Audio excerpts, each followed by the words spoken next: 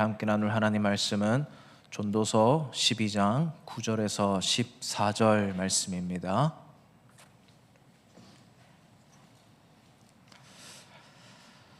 우리 한 절씩 교독하시고 마지막 14절 합독하겠습니다. 전도자는 지혜자이어서 여전히 백성에게 지식을 가르쳤고 또 깊이 생각하고 연구하여 잠언을 많이 지었으며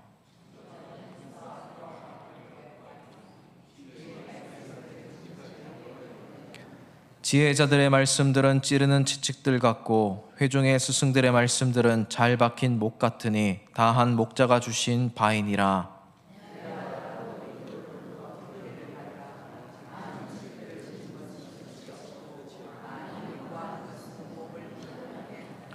일의 결국을 다 들었으니 하나님을 경외하고 그의 명령들을 지킬지어다. 이것이 모든 사람의 본분이니라. 하나님은 모든 행위와 모든 은밀한 일을 선악간에 심판하시리라. 아멘. 우리가 살아가다 보면 판단력이 참 중요하다는 것을 알게 됩니다. 잘못된 판단으로 종종 실수하게 되는 경우를 겪게 되는 것입니다. 그런 의미에서 무엇인가를 판단해야 할 때 갑자기 떠오르는 즉흥적인 생각으로 결정하는 것은 피해야 합니다. 그렇게 될 경우 무의식 속에 잠재되어 있던 편향적인 생각으로 혹은 비이성적인 판단으로 일을 결정하게 될 때 잘못된 의사결정이 될 가능성이 많기 때문입니다. 말콤 글래드웰이라는 사람이 지은 블링크라는 책이 있는데 거기에 보면 이 판단력에 대해서 이렇게 정의를 했습니다. 제가 한번 읽어드리겠습니다. 판단력 자체를 높이는 기술이 있는 게 아니라 특정 분야와 상황에서의 경험과 데이터를 쌓아 성공적인 의사결정을 할 수 있는 확률을 높이는 것이다. 간단하게 말하면 어떤 영역에 다양한 경험과 지식이 있어야지 좋은 판단을 할 수 있는 확률이 높아진다라는 뜻입니다. 무엇인가를 판단하기 전에 그 분야에 대해서 충분히 공부도 해보고 생각해보고 경험하고 난 뒤에 판단을 해야지 더 좋은 결정을 내릴 수 있다라는 것입니다. 그런데 문제는 우리가 살아가면서 너무나 많은 선택의 순간이 오는데 그럴 때마다 돌발적으로 생기는 문제에 대해서 다 신중할 수 있느냐라는 겁니다. 그만큼 우리가 골똘히 생각할 틈이 있느냐라는 것인데 사실은 인생이 그렇게 호락호락하지 않습니다. 갑자기 뭔가 판단해야 되고 선택해야 될 경우가 다반사인 것입니다. 그런데 참 감사하게도 우리 그리스도인들에게는 이것을 한 번에 해결해주는 쌓여있는 수많은 경험들과 데이터들이 있습니다. 바로 성경입니다. 수천 년의 경험과 데이터가 이미 들어있는 것입니다. 그런 점을 생각하면서 우리가 오늘 말씀을 바라봤으면 좋겠습니다. 오늘 우리가 전도서 가장 마지막 부분을 읽었습니다. 전도서는 한글로 전도서라는 말이 확 와닿지가 않습니다. 그런데 영어로 보다 보면 에클레시아티스라는 단어가 쓰였는데 이것은 집회에서 연설하는 사람, 강연자라는 뜻이 있습니다. 그리고 히브리어의 이 전도서 제목은 코헬렛입니다. 이 코헬렛은 모아서 설파하는 사람, 선생님 이런 뜻입니다. 제목만 보면 어떤 한 설교자의 강의집, 그리고 연설문, 그리고 연구집이라는 뜻이 있다는 것을 알 수가 있습니다. 지금 이 전도서의 저자는 전도자가 솔로몬입니다.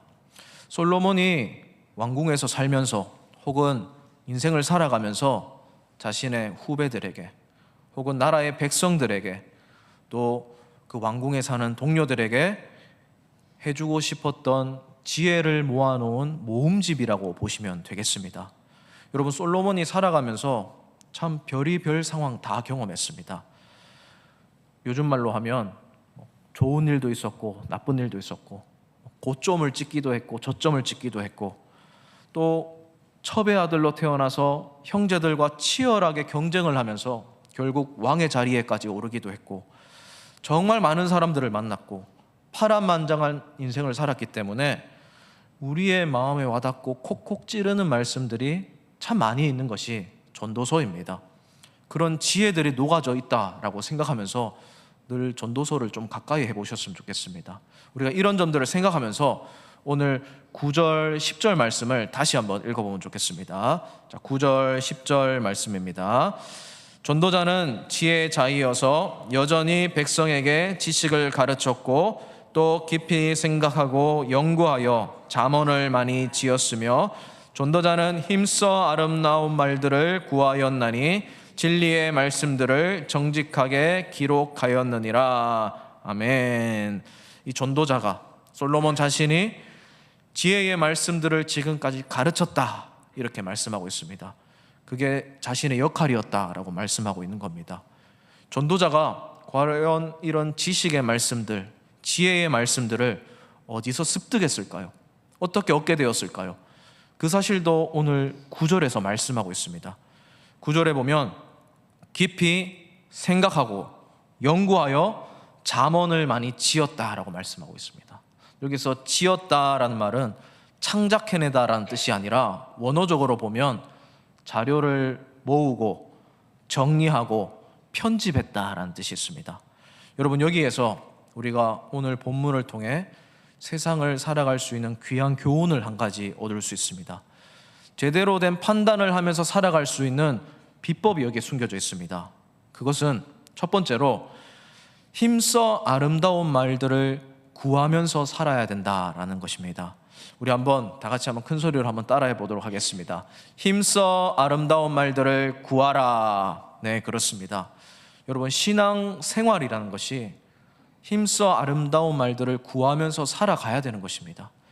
신앙을 가지고 살아가는 것이 신앙생활 아니겠습니까? 그래서 실생활을 살아가다 보면 갈등과 고민들이 참 많이 있습니다. 신앙심과 현실의 괴리감이 크게 느껴질 때가 너무나 많이 있습니다. 하나님의 말씀, 하나님의 뜻은 이것인데 현실은 이렇더라라는 갈등들이 많더라는 것입니다. 전도자도 그런 사실들 때문에 참 많은 고민을 했던 사람입니다. 고민하면서 찾아보고 연구해보고 남겨놓은 지혜자의 말들을 취해서 모아서 배열하면서 묵상하고 그것을 골똘히 생각해보는 시간을 가졌다라는 것입니다. 그러면서 자기가 깨달은 것들도 남겨놓았고 그리고 다른 사람이 쓴 것들도 취합해서 지금 하나하나 묶어놓았다라고 말씀하고 있는 것입니다. 그렇게 남겨놓은 것이 잠언, 아가서, 전도서 그리고 시편의 일부로 우리에게도 남겨져 있는 것입니다. 그래서 잠언 같은 것에 보면 솔로몬이 지었기도 했지만 제일 마지막 부분에 보면 르우엘 왕의 어머니의 잠언이라는 잠언도 남겨져 있는 것입니다. 여러분, 10절 말씀에 전도자는 힘써 아름다운 말들을 구하였다라고 말씀하고 있습니다. 진리가 무엇인가?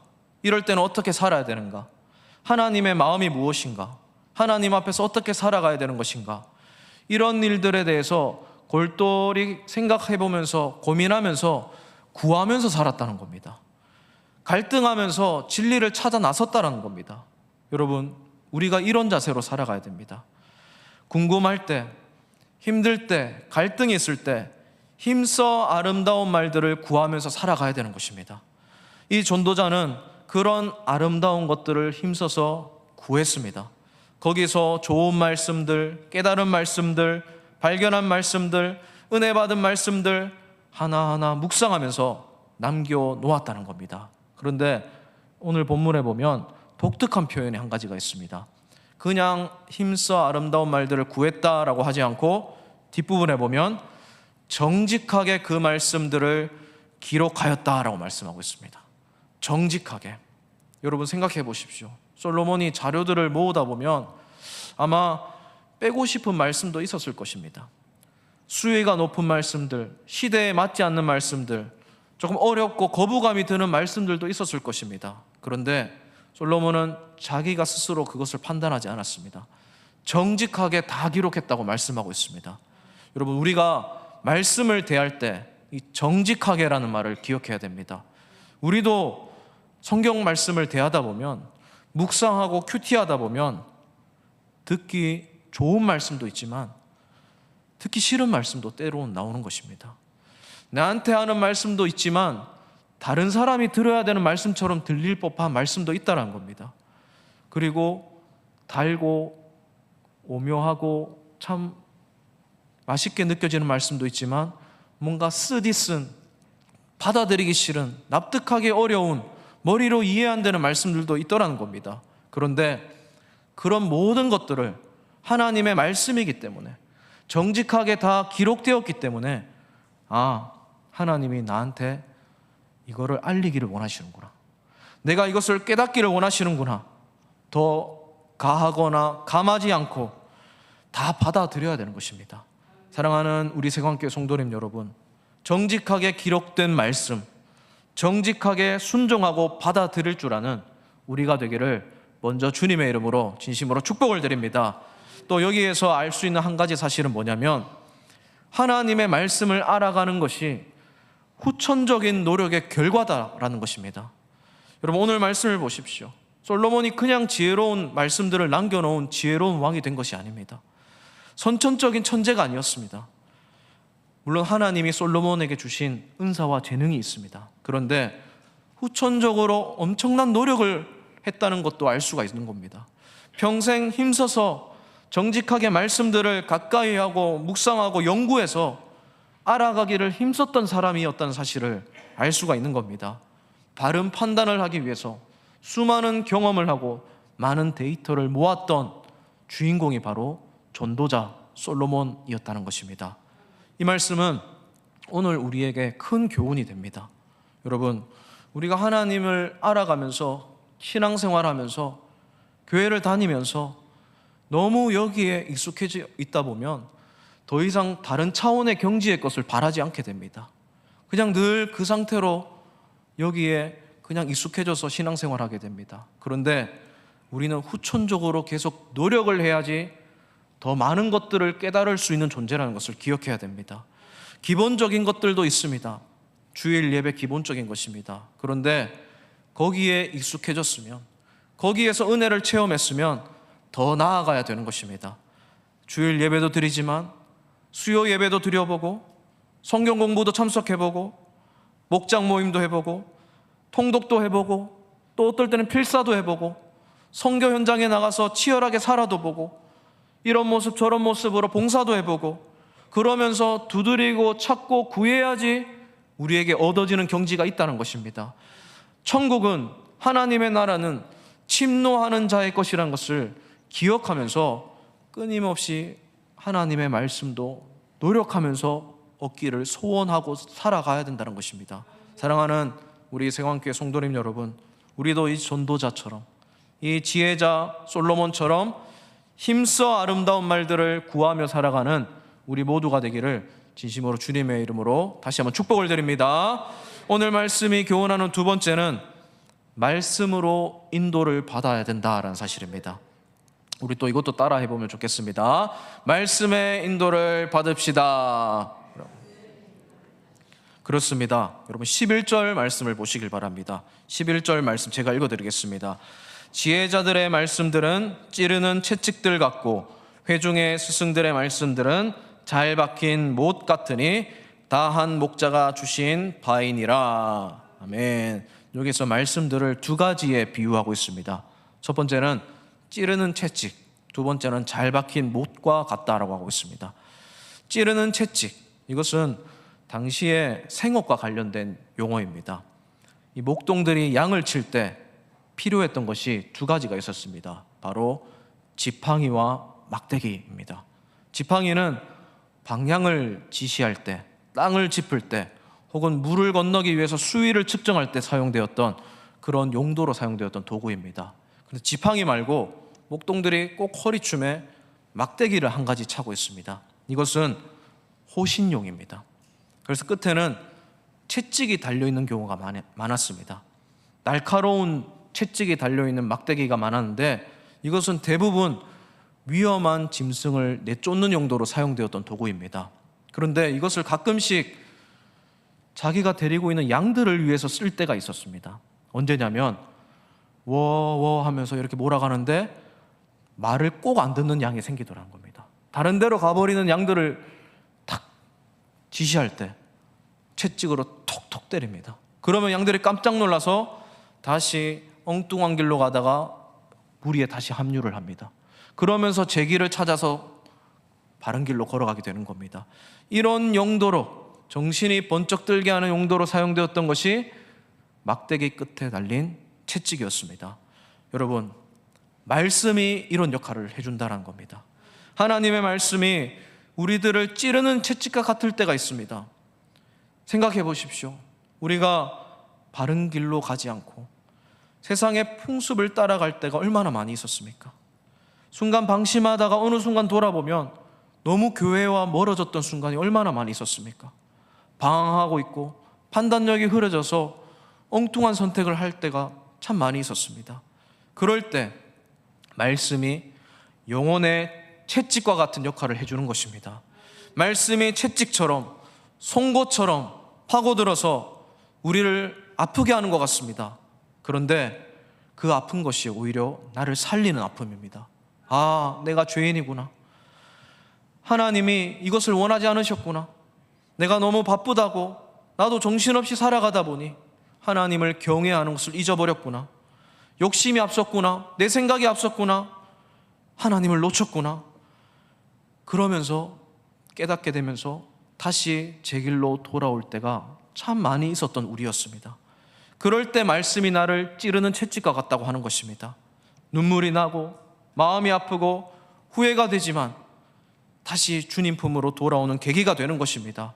하나님이 살아계시는데, 하나님이 이만큼 나를 사랑하시는데 내가 몰랐구나, 그런 마음이 들면서 다시 주님 품으로 돌아오는 도구가 되는 그런 말씀, 우리에게 체험될 수 있기를 진심으로 주님의 이름으로 축복을 드립니다. 신약 성경에는 이런 말씀의 기능을 히브리서 4장 12절에서 이렇게 표현하고 있습니다. 우리 다 같이 히브리서 4장 12절 말씀을 다 같이 함께 읽어보겠습니다.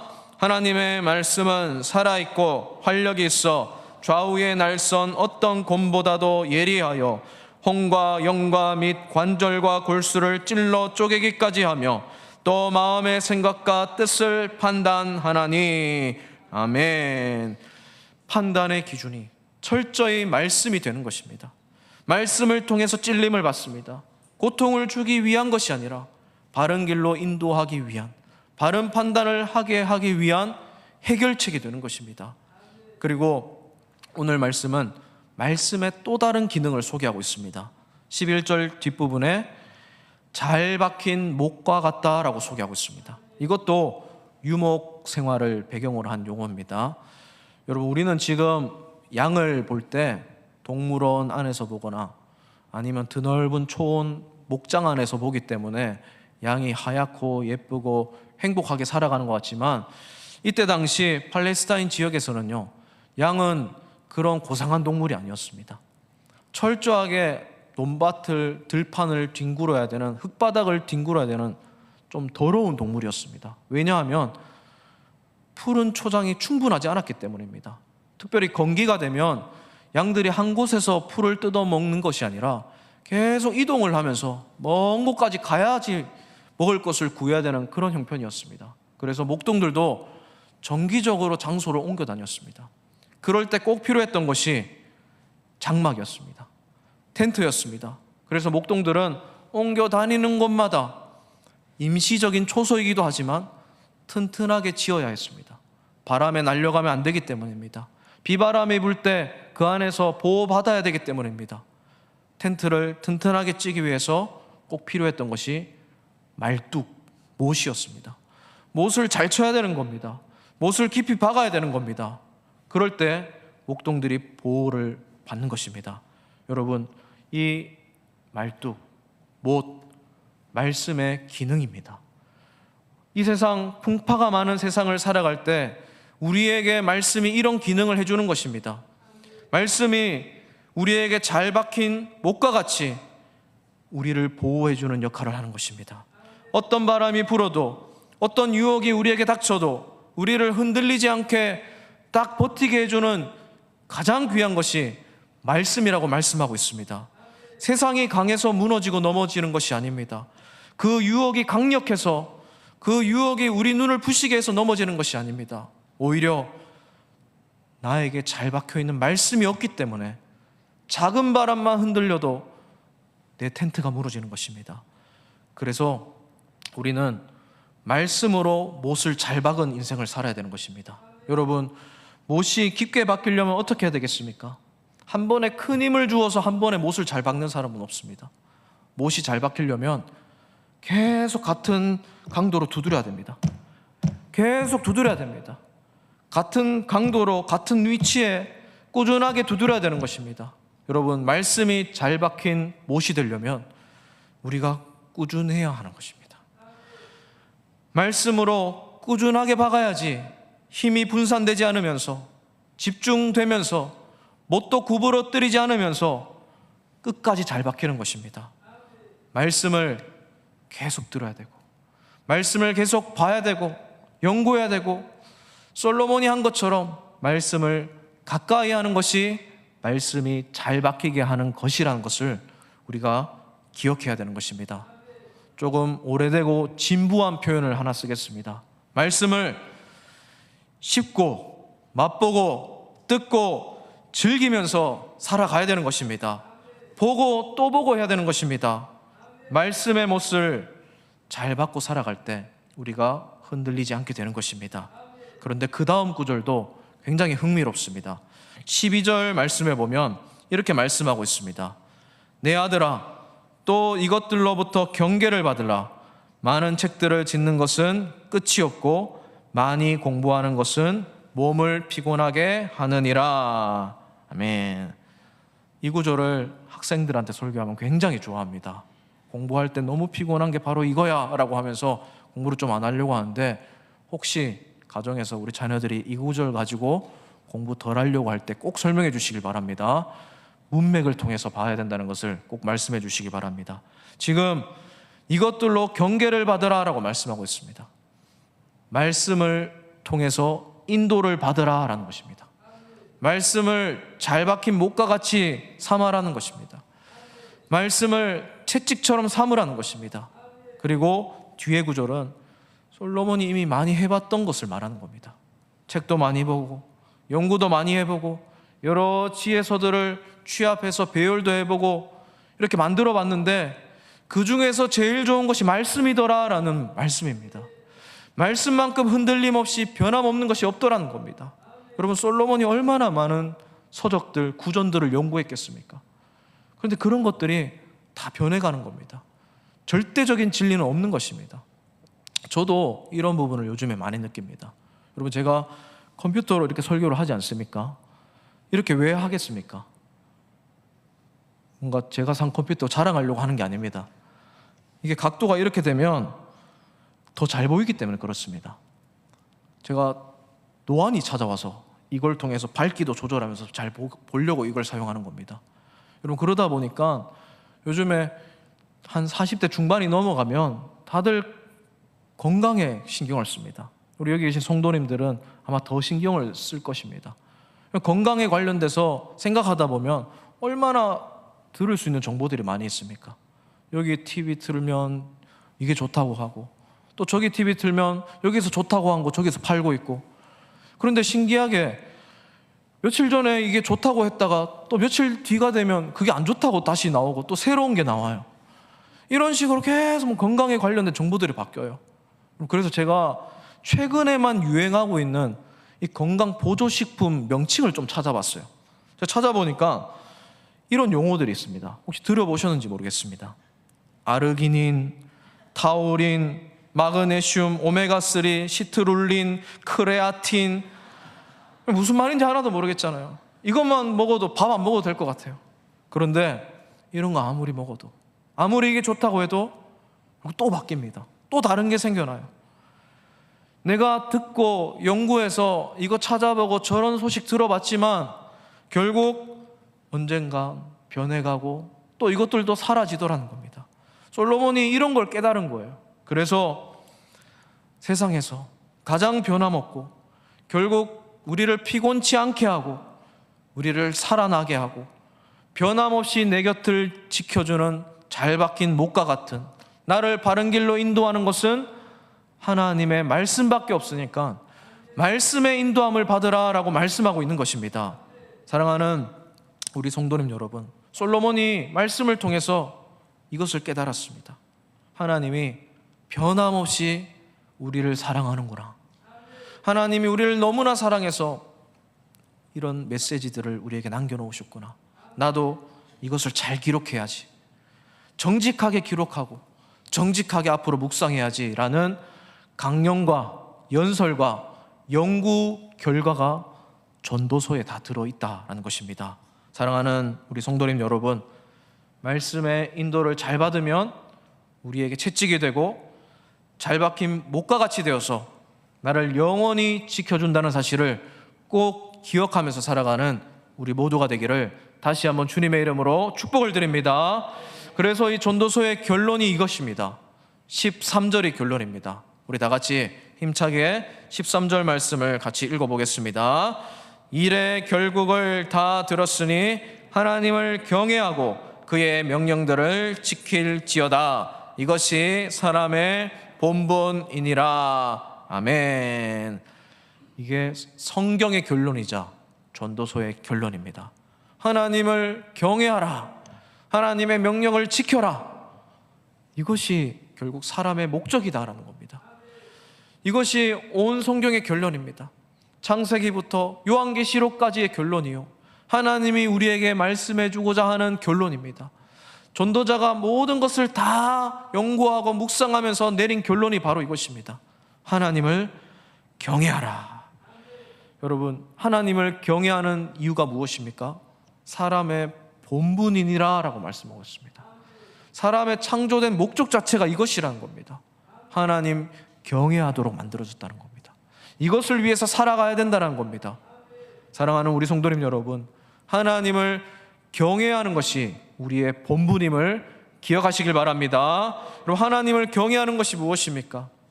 결국 하나님을 사랑하는 것입니다. 구약에서는 경외라는 말로, 신약에서는 사랑이란 말로 표현한 것입니다. 하나님을 의식하는 겁니다.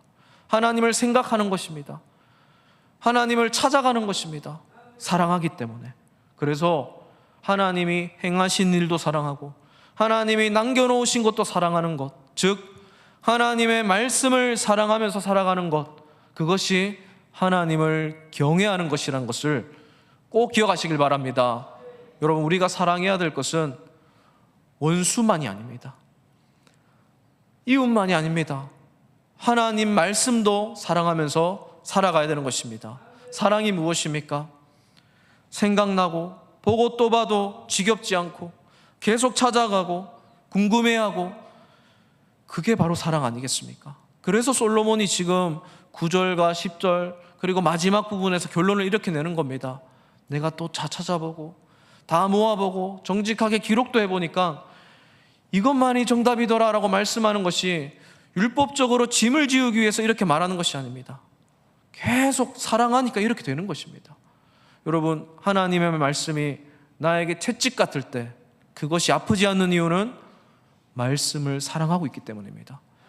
내가 계속 못을 박으려고 말씀으로 두드릴 수 있는 이유가 억지로 율법을 지키기 위해서가 아니라 사랑하면 그렇게 되는 것입니다. 그러니까 우리는 하나님 말씀을 사랑하면서 하나님을 늘 생각하면서 살아가야 되는 본분이 있는 것입니다. 사랑하는 성도님 여러분, 지금 솔로몬이 왜 이렇게 결론을 내는 줄 아십니까? 솔로몬이 정말 뛰어난 재판관이었습니다. 재판을 해보다 보니까 이 세상의 모든 재판의 판단의 기준이 사랑이라는 것을 알게 되었던 겁니다. 여러분, 솔로몬이 수많은 재판을 했음에도 불구하고 열왕기상에 보면 솔로몬이 재판을 했던 딱 한 번의 일만 기록되어 있습니다. 그것이 모든 재판의 의미가 다 녹아져 있기 때문입니다. 솔로몬에게 하루는 2명의 어머니가 찾아왔습니다. 둘 다 3일 상간으로 자녀를 낳았던 어머니들입니다. 그런데 한쪽 집안의 아이가 갑자기 급사를 해버렸습니다. 그런데 그 급사를 한 집의 어머니가 너무 슬퍼한 나머지 다른 집에 있는 갓 태어난 비슷한 시기의 아이를 훔쳐왔습니다. 그러면서 싸움이 난 겁니다. 서로 자기 아이라고 우깁니다. 여러분, 이런 연유를 가지고 솔로몬에게 재판을 해달라고 찾아왔던 두 어머니가 있었습니다. 여러분 같으면 어떤 식으로 재판을 했겠습니까? 어떤 식으로 선악을 갈랐겠습니까? DNA를 채집할 수 있는 시대도 아니었지 않습니까? 갓 태어났기 때문에 생김새로 구별할 수 있는 시대도 아니었지 않습니까? 근데 솔로몬은 정말 희귀한, 회개망측한 판결문을 내립니다. 아이를 반으로 갈라라고 합니다. 그래서 반반씩 나누어 주라고 합니다. 여러분, 세상적인 기준으로 봤을 때, 선악의 기준으로 봤을 때 이 솔로몬의 판결문이 과연 옳은 판결입니까? 이상한 판결문입니다. 그런데 솔로몬의 관심은 거기 없었습니다. 누가 이 자녀를 사랑하는가, 그것을 보고 싶었습니다. 누가 이 자녀를 위해서 반으로 가르지 못하게 하고 자기 스스로 죄인이라고 생각하면서 아이를 양보할 것인가, 한 수를 더 내다봤던 것입니다. 그래서 한 어머니가 슬퍼하면서 놀래서 말했습니다. 차라리 나를 죽이고 이 아이를 살리면서 저 사람한테 주라고. 거기서 모성애가 드러난 이 어머니가 진짜 어머니란 것이 드러났던 것입니다. 여러분, 여기에는 많은 의미가 있습니다. 태초에 에덴 동산에서 하나님이 선악을 알게 하는 나무는 먹지 말라고 말씀하셨던 그 하나님의 깨어진, 파괴된 명령이, 깨어진 언약이 여기에서 완전하게 완성되는 결과가 생겼습니다. 선악을 알게 하는 것은 사람들에게 필요가 없었습니다. 하나님과 사랑하면서 살아가는 것, 그것이 이 세상에 하나님이 사람을 창조하신 목적이었습니다. 사랑하면 되는 것입니다. 사랑하면 그것이 최고의 선이 되는 것입니다. 더 선하고 악하고 구분할 필요가 없습니다. 그런데 인간이 선악을 알게 되는 나무를 먹어버렸습니다. 거기서부터 선과 악을 나누기 시작했습니다. 거기서 완전히 다 파괴되었던 겁니다. 선을 위해서 싸우고 악을 위해서 싸우고 선악을 분별하려다가 전쟁이 일어나고 평화가 깨어졌습니다. 그런데 솔로몬의 이 판결문을 통해서 완전한 에덴 동산에 깨어진 언약이 하나가 되는 시점이 된 것입니다. 사랑이었습니다. 사랑하기 때문에 양보할 수 있고, 사랑하기 때문에 대신 죄인이 될 수 있고, 사랑하기 때문에 이 아이만은 살려달라고 말했던 그 어머니의 모성애, 그 모습을 통해서 하나님 아버지의 사랑이 거기에서 비춰진 것입니다. 하나님은 우리를 살리기 위해서, 우리를 쪼개 엎드리지 못하게 하기 위해서 대신 예수 그리스도께서 자기가 스스로 저주를 받으셨습니다. 대신 자신이 죄인이 되셨습니다. 그러면서 우리를 살리셨습니다. 선악의 판단 기준이 바로 이건 것입니다. 신의 선악의 판결문은 바로 이것입니다. 사랑하기 때문에 대신 죽어줄 수 있는 것, 사랑하기 때문에 내가 대신 악인이 될 수 있는 것, 그것이 예수님의 판결이었던 것입니다. 솔로몬의 판결을 통해서 이 완전한 선이 다시 회복되기 시작한 것입니다. 솔로몬이 이것을 경험했습니다. 그래서 하나님을 경외하라, 하나님을 사랑하라고 말하는 것입니다. 선악을 판단하는 기준이 사랑이라고 말하는 것입니다. 말씀을 사랑하라고 말하는 것입니다. 말씀의 인도를 받으라는 것입니다. 사랑하는 우리 성도님 여러분, 오늘날 우리가 살아갈 때 이 예수님의 판결물, 또 전도자의 호소, 이걸 들어야 됩니다. 너무나 많은 판단을 하면서 살아가야 됩니다. 이런 선택, 저런 선택을 할 수 있습니다. 이런 말을 할 수 있고 저런 말을 할 수 있습니다. 여러 가지 주장을 할 수 있습니다. 그런데 우리의 판단 기준은 세상에서 나누는 선악이 되어서는 안 됩니다. 그것은 불완전합니다. 진짜 하나님이 원하시는 가장 최고의 선은 사랑이라는 것을 기억하시길 바랍니다. 사람을 살리느냐, 사람을 살아나게 하느냐, 사람을 회복시키느냐, 이것을 통해서 우리도 행복하고 저 사람도 행복하느냐, 그것이 바로 사랑인 것입니다. 그런데 반대는 어떤 것입니까? 선을 행한다고 하면서 다른 사람들을 죽여버립니다. 선을 행한다고 하면서 다른 사람의 행복을 빼앗아 버립니다. 그것은 올바른 선악의 기준이 아닙니다. 하나님은 사랑하기를 원하십니다. 사랑하자고 하십니다. 그리고 사랑을 위해서 살아가자고 하십니다. 사랑하는 우리 생환교회 성도님 여러분, 이 말씀을 꼭 기억하시고 하나님 말씀으로 못 박아서 하나님 말씀이 나에게 주는 채찍과 같은 달고 단 이 말씀을 판단의 기준으로 삼아서 하나님을 경외하고 하나님을 사랑하고 평생을 살아가는 우리 모두가 되는 그런 성도님들이 되시는 성도님들 되시기를 주님의 이름으로 진심으로 축복을 드립니다. 우리 함께 오늘 말씀 기억하면서 우리 이 찬양 부르면서 함께 기도의 자리로 나아가겠습니다.